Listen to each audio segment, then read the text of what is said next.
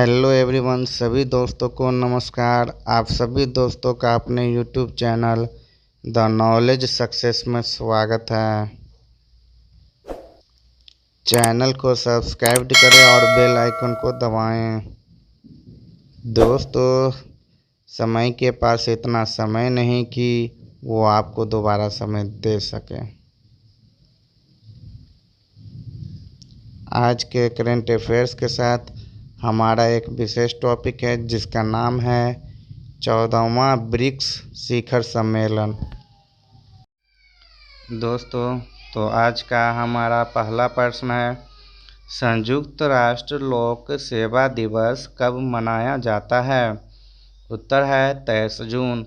23 जून को मनाया गया संयुक्त राष्ट्र लोक सेवा दिवस का उद्देश्य दुनिया भर में सभी क्षेत्रों के विकास को सुनिश्चित करने में सार्वजनिक संस्थानों और लोक सेवकों के महत्व को चिन्हित करना है। 2022 की theme building back better from कोविड-19 enhancing innovative partnerships to meet the sustainable development goals है। अगला क्वेश्चन है, किस राज्य या केंद्र शासित प्रदेश ने बस सेवा शुरू की जिसे हाल ही में संयुक्त राष्ट्र के लोक सेवा पुरस्कार से सम्मानित किया गया है? उत्तर है ओडिशा।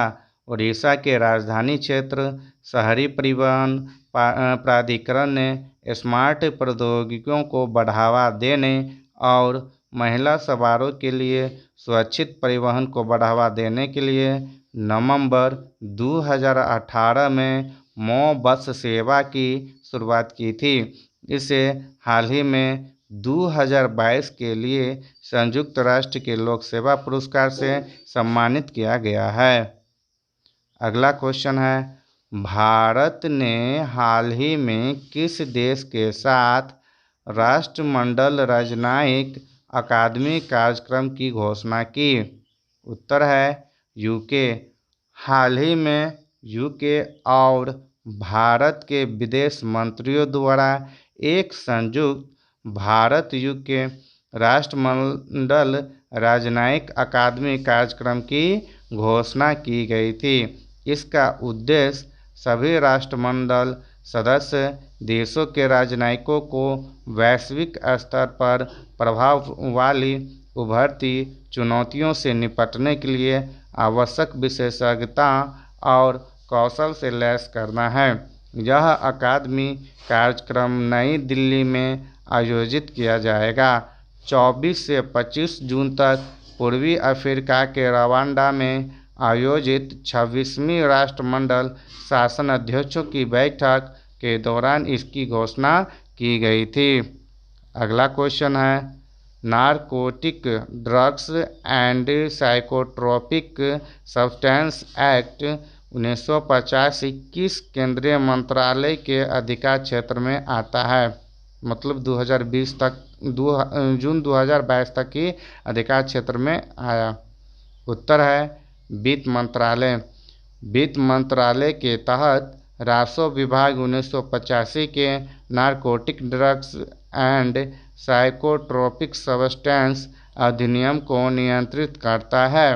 केंद्र सरकार नशीले पदार्थों से संबंधित सभी मुद्दों को एक विभाग के तहत लाने के लिए इस अधिनियम के प्रशासन को वित्त मंत्रालय से गृह मंत्रालय में स्थानांतरित करने की योजना बना रही है। अगला क्वेश्चन है, कौन सा राज्य व्यापक स्वास्थ्य बीमा योजना मेडिसेप शुरू करने जा रहा है? उत्तर है केरल। केरल सरकार 1 जुलाई 2022 से मेडिसेप योजना शुरू करने जा रही है। यह राज्य सरकार के कर्मचारियों, पेंशनभोगियों और उनके पात्र परिवार के सदस्यों के लिए एक चिकित्सा बीमा योजना है।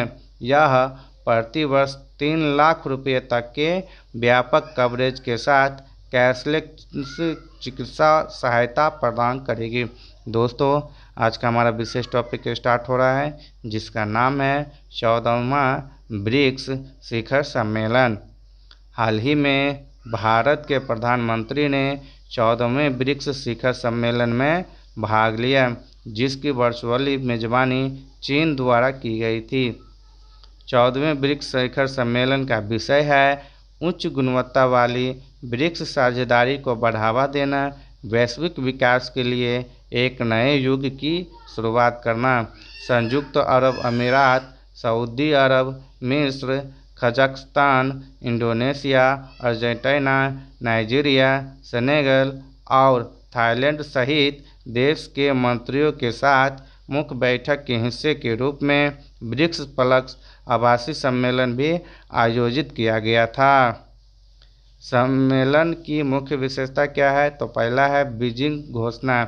इसमें कहा गया है कि ब्रिक्स रूस और यूक्रेन के बीच वार्ता का समर्थन करता है। यह समूह यूक्रेन को मानवीय सहायता प्रदान करने के लिए संयुक्त राष्ट्र एवं रेड क्रॉस के अंतर्राष्ट्रीय समिति के प्रयासों का समर्थन करने को तैयार है। देशों ने तालिबान द्वारा नियंत्रित अफगानिस्तान की स्थिति के बारे में भी चिंता व्यक्त की। अब जो मुद्दों पर चर्चा हुई वो है यूक्रेन में मानवीय स्थिति। यूक्रेन और उसके आसपास मानवीय स्थिति पर चिंता तथा मानवता, तटस्थता एवं निष्पक्षता के बुनियादी सिद्धांतों के अनुसार मानवीय सहायता प्रदान करने के लिए संयुक्त राष्ट्र महासचिव, संयुक्त राष्ट्र एजेंसियों व रेड क्रॉस के अंतर्राष्ट्रीय समिति के प्रयास के प्रति अपना समर्थन व्यक्त किया। आतंकवाद और आतंकी सहयोग पर चर्चा करते हुए ब्रिक्स देशों ने कहा कि प्रतिबंध लगाने का अधिकार केवल संयुक्त राष्ट्र सुरक्षा परिषद के पास है। अफगानिस्तान के संबंध में ब्रिक्स देशों ने अफगानिस्तान के अधिकारियों से बातचीत के माध्यम से राष्ट्रीय सुलह प्रक्रिया शुरू करने के साथ साथ एक व्यापक आधार वाली समावेशी और प्रतिनिधि राजनीतिक संरचना स्थापित करने का आग्रह किया।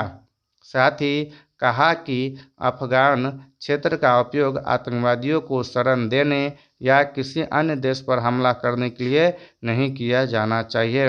भ्रष्टाचारियों को सुरक्षित आश्रय से वंचित करने की पहल।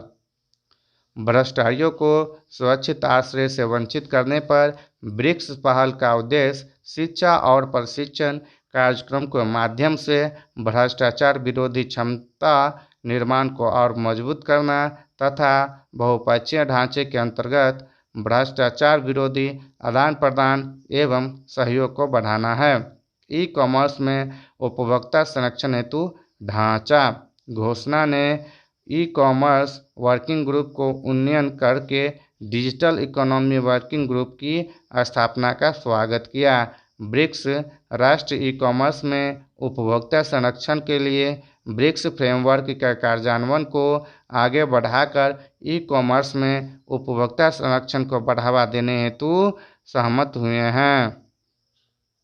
अंतर्राष्ट्रीय मादक पदार्थों की तस्करी से निपटने पर अधिक ध्यान। शिखर सम्मेलन ने विश्व में मादक दवाओं की गंभीर स्थिति पर भी चिंता व्यक्त की।